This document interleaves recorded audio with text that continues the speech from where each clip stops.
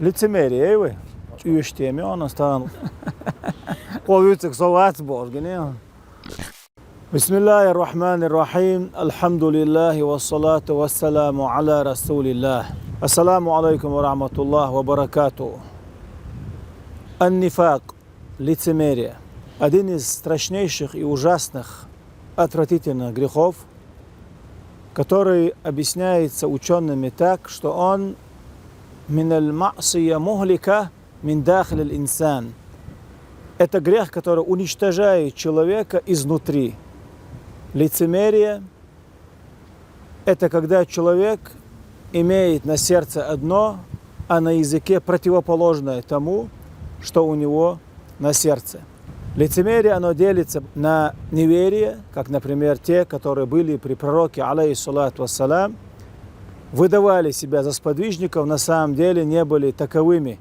То есть они произносили шахаду, выполняли образно намаз, читали образно Коран, на самом деле в сердце веры не было.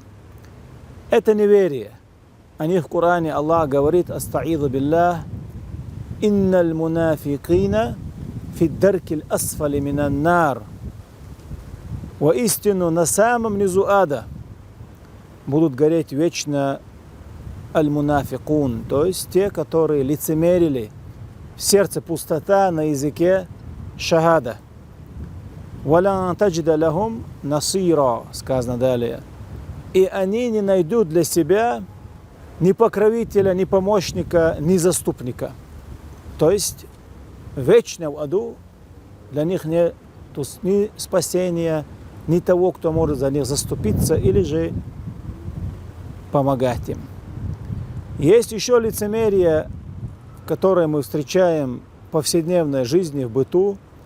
Это когда человек говорит одно про кого-либо, а в сердце, опять же, противоположность. Например, он хвалит начальника, хвалит того, кто впереди, хвалит богатого, хвалит власть имущего, а в сердце он насчет него так не имеет в виду.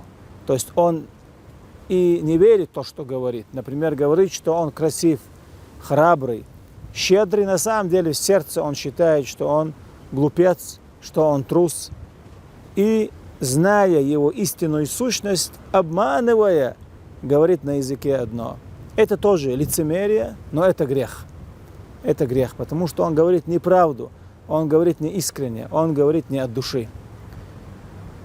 Также, подобно лицемерию, есть ар-рия, это показуха, когда человек, он делает благие дела, и при этом у него намерение ради похвалы.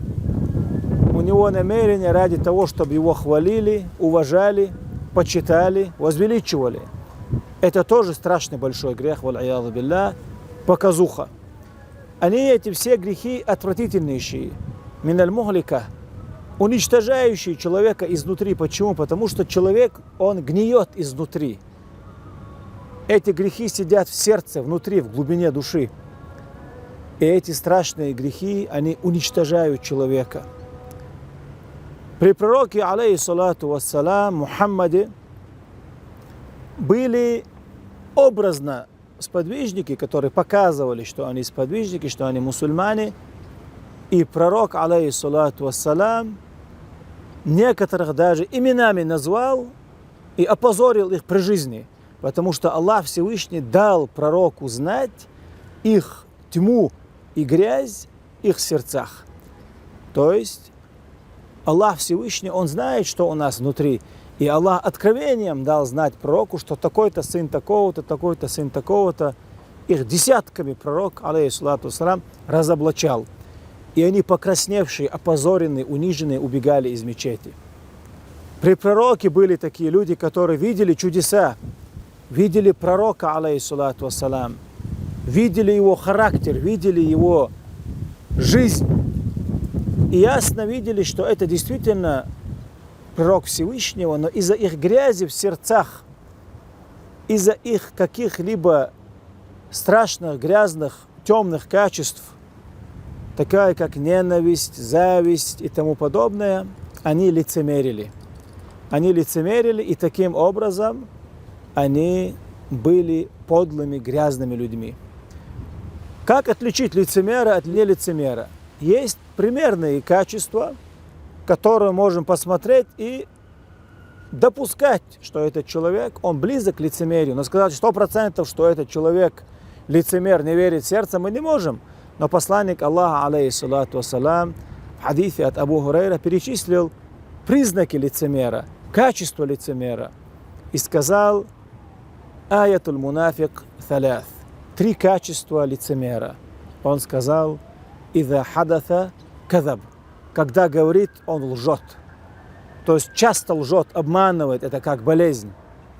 Далее сказано, он сказал, саллаллаху алейхи вассалям: иза ахада ахлаф. Если он пообещал, обязательно нарушает свое обещание, не выполняет обещание. То есть он изначально, сознательно говорит слово, чтобы его нарушить. Далее сказано: иза ту'мина хан. Он кого-то вводит доверие и обязательно предает. И в другом риваяте, в другой передаче сказано еще 4 качество. Сказано: иза ахада. Если же этот человек договорился с кем-то, договор, гадар, то он нарушает договор.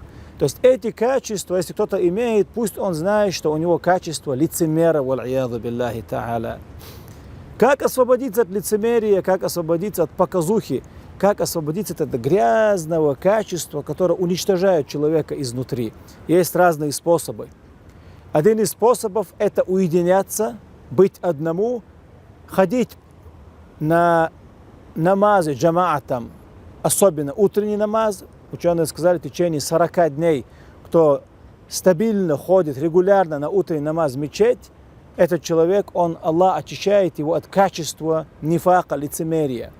А если он будет все 5 намазов посещать 40 дней, это еще лучше, это еще больше очищается он от лицемерия. Также уединение. Человек, который уединяется один, например, где-нибудь у себя в комнате или где-нибудь в лесу, или как это делали аулия, уединяется, нету людей, и там поклоняется, это тоже является способом и путем очищения сердца от лицемерия, от показухи. И приведем один пример одной истории, который нам говорит Сахаль ибн Абдулла ат-Тустари. Это величайший ученый, который в мире известен как большой аулия. Он из салафов 300-летия. У него есть много трудов в области хадисов, в области тасаввуф, в области тафсира. Он говорит: мне было 3 года. Я внезапно проснулся в 3 ночи и увидел, как мой дядя Мухаммад ибн Саввар находится в суджуде в 3 ночи. Это глубина ночи.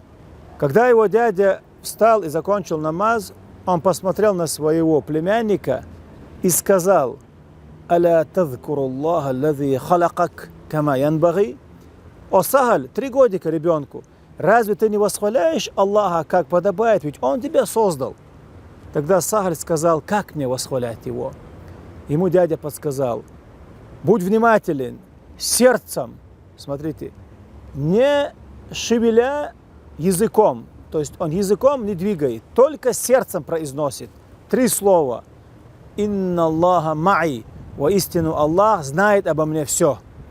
«Ва хуа назирун иляйя», Он видит меня, где бы я ни был, изнутри и снаружи полностью.